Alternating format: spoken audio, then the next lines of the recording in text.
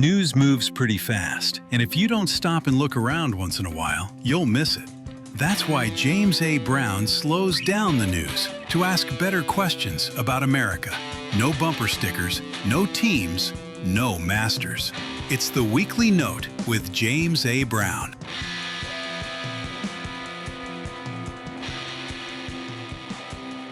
Hello, ladies and gentlemen, children of all ages, boys and girls.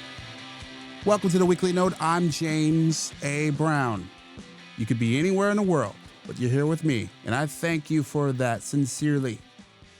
We got a great show for you today, and it's all about student loans. And a Trump plan, I think, isn't going to work.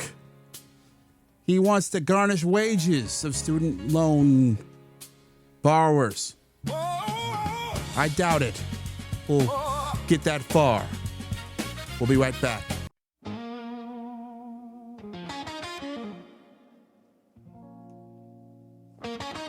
Hello and welcome back to the Weekly Note. I'm James A. Brown. You can check out my work on jamesabrown.net. This week's episode is all about student loans. And a cockamamie plan that I don't think is ever going to happen. I want to start with my premise, our top line. Our top line is that we are never, and I mean ever, paying all that student loan back. Like ever. It's not because I don't want to pay back the student loan. It's because we have allowed the student loan system to grow into an unfeedable beast, an unanswerable problem. And I think the only way to get a full understanding of what we've done and how we have set up the system is to walk back through time. Let's go back to the beginning.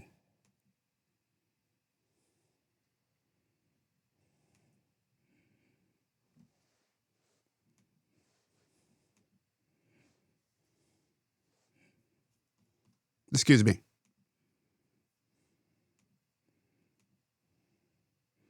Student loans begun in the 1960s. The Higher Education Act created guaranteed loans. Private banks made the loans, and the federal government issued them. The banks had no risk, and every dollar they loaned was backed by taxpayers.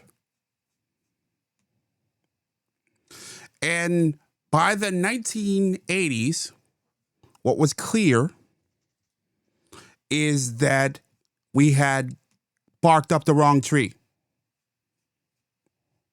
It was clear that we were already in the wrong place. How do we know? Well, the education secretary back in 1987 had already come to that conclusion. His name was William J. Bennett. He said, if anything increases in financial aid in recent years have been enabled by the changes that universities and colleges blithely raise their tuitions, confident that federal loan subsidies would help them cushion the increase possible. In 1978, subsidies became available to a greatly expanded number of students. In 1980, college tuitions began rising year after year at a rate that exceeded inflation. Federal student aid policies do not cause college price inflation, but there's little doubt that they help make it. He said it to the New York Times back then.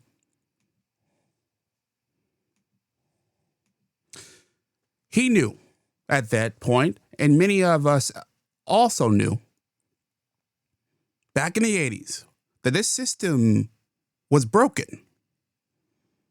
It's broken beyond repair. I wasn't even in elementary school yet we persisted.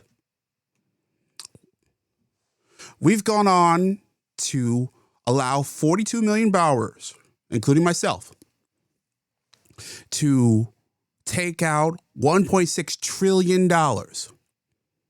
5 million of us are in default, and garnishment caps are at 15% of our disposable income. We also, in this time, the time where I grew up, went through this period of cultural shift where we've gone from blue collar to white collar. We were told that we needed to go to college in order to be successful. We were told that if we took the bet, if we took on this debt, that it would pay off, not just with a degree, but with a middle class or better life. And I have to tell you, that hasn't happened. Now, that's not to say that there's no benefit from student loans. I have got my education largely thanks to student loans. Many people have. But what I am saying is that the system is not sustainable. It hasn't been for a long time. And it's also been abused. What Bennett said is clear to me, clear as day. Cost tuition has issued 500% since he made that statement in the New York Times. 8 times faster than wages since the 1980s. That's according to the College Board and the Bureau of Labor Statistics. Think about it. 8 times faster than wages. So in order to grab a bit of this great American experiment, we have to take out a massive, massive amount of debt. Crazy amounts. In order to just hang on as wages lag behind, as they have for decades, honestly, since the 1970s. Now the Trump administration wants to garnish wages from student loan borrowers in default starting in January 2026. 1,000 notices are expected to go out, but many, many, many more will follow. And if you think about it, we're in a time where many of us expect to be in recession or worse. So that number, that 1,000, it's gonna grow. It's gonna be a scary thing for our economy. That's why, in part, why I think we are never, ever going to pay student loan back, like ever. It's not because we don't want to. It's not because we're ducking our responsibilities. It's because we are taking a debt that's a bet, by the way. We're taking on debt that's beyond repaying in a lot of cases. If you're a social worker and you're taking on $200,000 to be a social worker, how is it possible to pay back that money on that salary? It's not. And the fact that we have created a system where in order to be these things, and even to have the career that I've had in journalism and marketing communication, that we need to take out $100,000, $200,000, $300,000 just to get in the door. It's abusive. It's corrosive societally. And we could garnish wages if you want, but it's not going to solve the problem.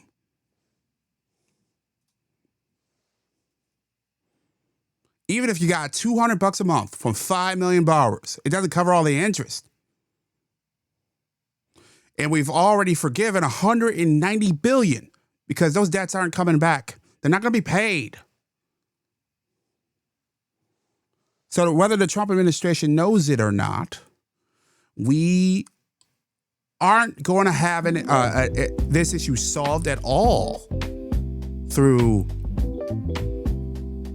garnishing wages, through demanding this debt. There's no answers. Now, I shared my thoughts with you on newsbreak.com, and you had a lot to say. I'll share that with you in a moment. It's the Weekly Note. I'm James A. Brown.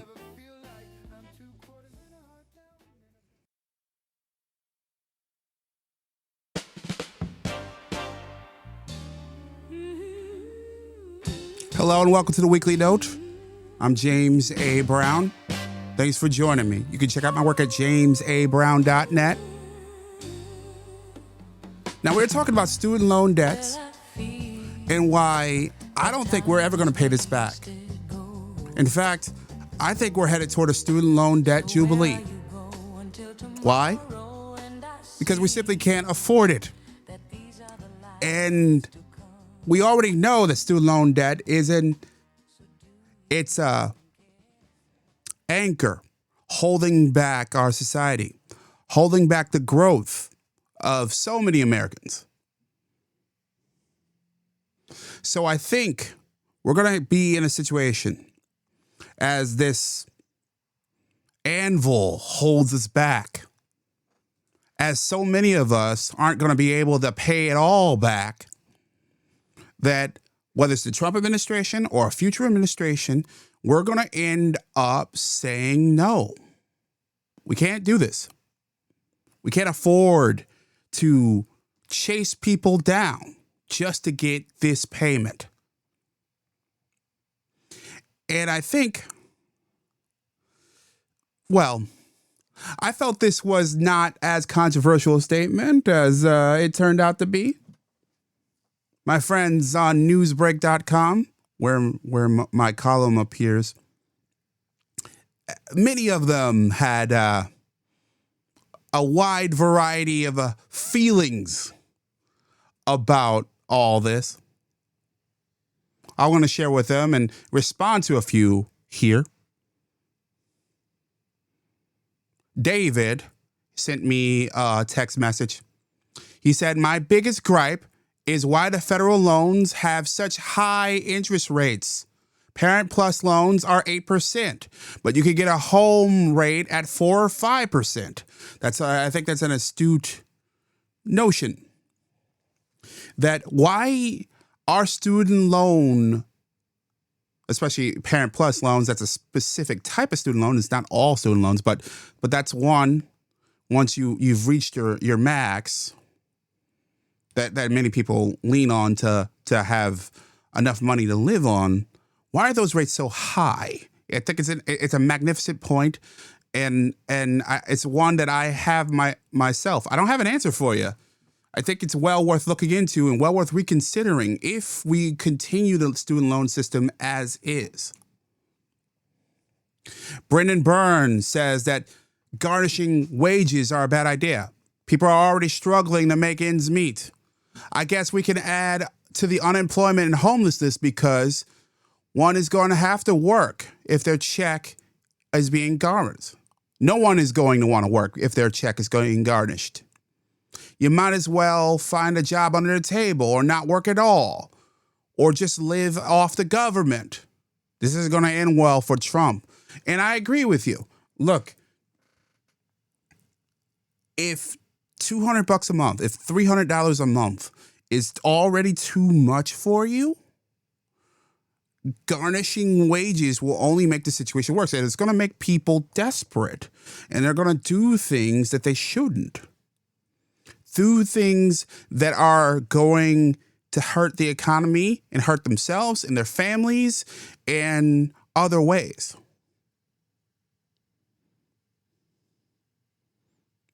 There's no silver bullet here.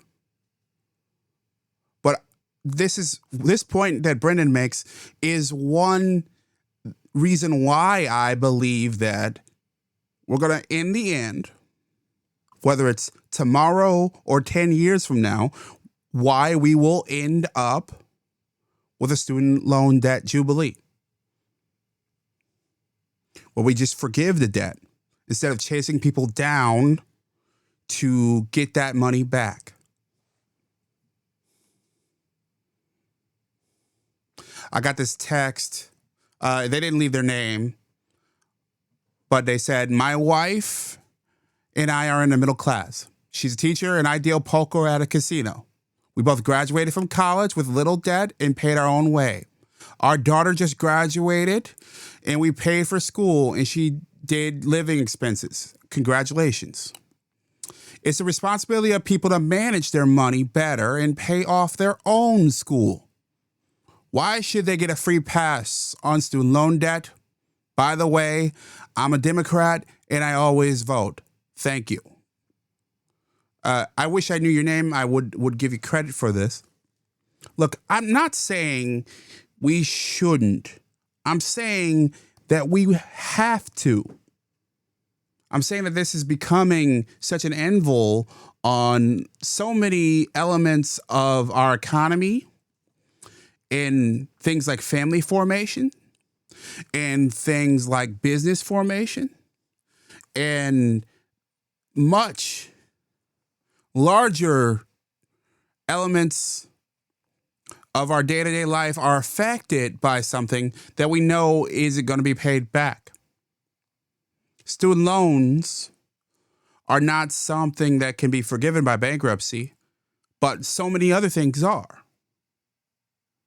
I'm not saying we should give a free pass. I'm saying that the system created something that's causing larger problems. And when the system creates something that creates larger problems, it is difficult for me to rationalize punishing the public for something that the system caused. I don't want to punish the public for a flaw that was conceived 40, 50 years ago. It's unfair. That's my point. By the way, thank you for reaching out. And for those of you who will, please leave your name, and I'll certainly mention it in a future episode.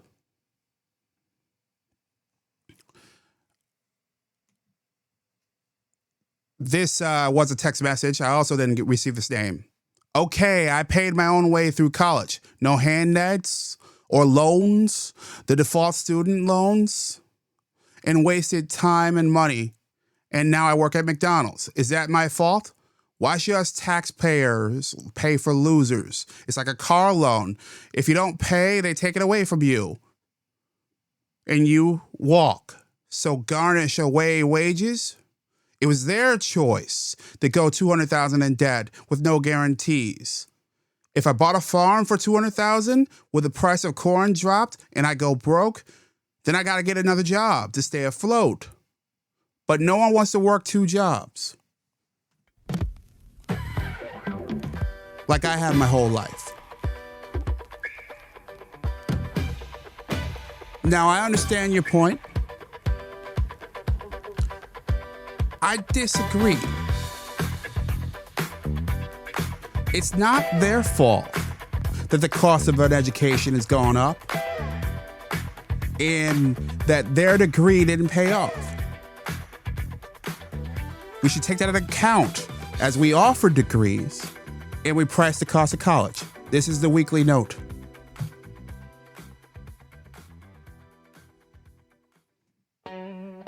Hello and welcome to the Weekly Note. I'm James A. Brown.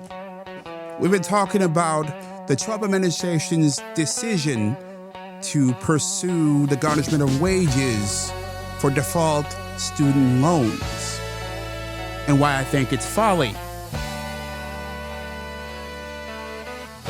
I believe that we're never, ever, ever, ever, ever going to pay back these loans.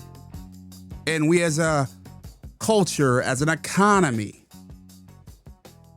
should just face it, understand it, and deal with it. Many of you disagreed, as I could tell from the comments from my column. I'm going to walk through a few more of those. Researcher 1216 says, if you default on your car loan, they repossess your car. If you default on your mortgage, they foreclose. If you default on your student loans, your degrees should be voided. Fascinating. I'm not sure I would go that far.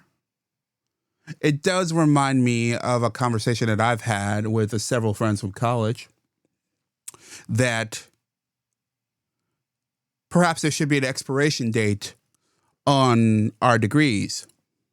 That the tools and skills and education that we gathered during those 4 years or more, that they don't last as long as we were told. I think that's the difference, and that's my quibble with your argument, researcher, is that we were promised, the deal was, I give you a boatload of money and I receive skills that I can apply in the economy that would allow me to pay you back and live a great life. What's happening increasingly is our skills don't matter. That our skills that we gather from those circumstances aren't enough. We're getting lemons, for lack of a better term, in response to our commitment.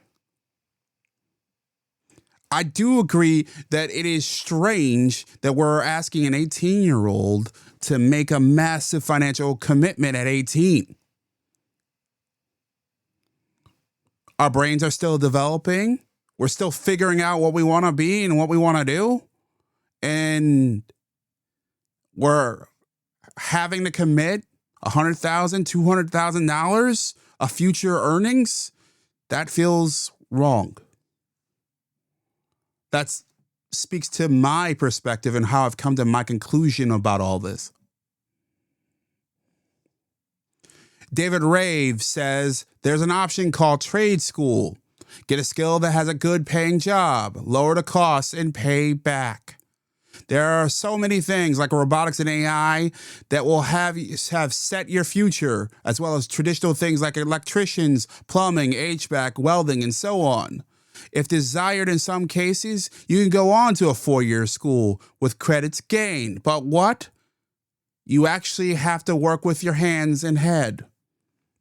I think you make a lot of great points here, Dave.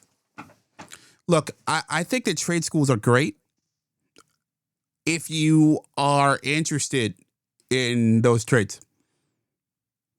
And I think it also speaks to a point that I made earlier, which we went through this cultural shift where the idea of blue-collar work was bemoaned, was looked down upon.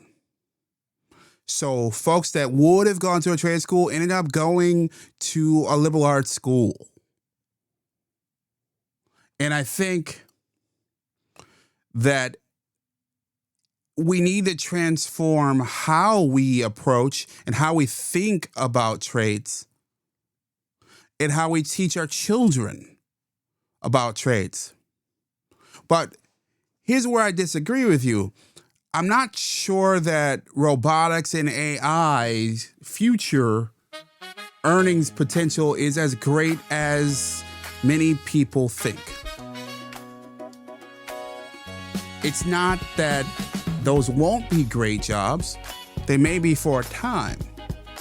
But the more we learn about robotics and AI and the like, the more I've come to believe that those aren't as great of future jobs. Well, thanks for listening. This is a weekly note. On that note, I'm James A. Brown. And as always, be well.